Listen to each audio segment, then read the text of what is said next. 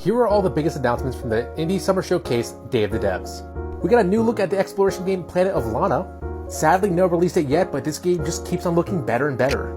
Then, we got one of the more unique reveals, Time Flies, where you play as a fly and you're just trying to live life to its fullest.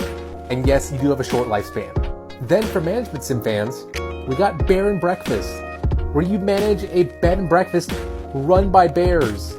Then, there's my favorite reveal, A Little to the Left, where you're just organizing everyday objects and also trying to fix things that a cat ruined.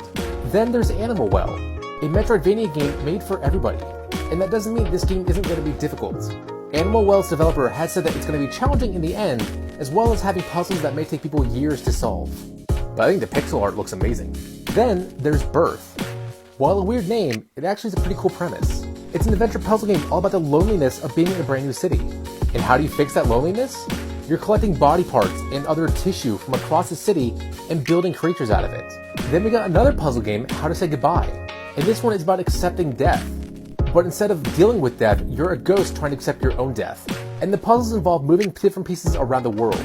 Then we got the very wholesome Little Nemo and the Guardian of Slumberland, a 2D Metroidvania game inspired by old NES games.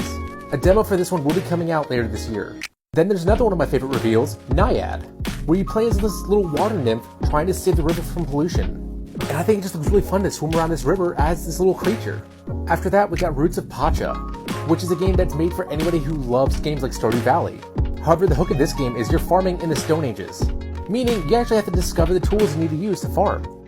Then we got Shim, which you play as a shadow trying to get back to its person, almost like Peter Pan in his shadow. And in this puzzle game, you have to manipulate the objects to try and hop from shadow to shadow to survive. And finally, we got a new look at Choo Choo Charles, a horror game about a train engine that's also a spider trying to murder you. Anyway, what were your favorite reveals from Day of the Devs? I'd love to know.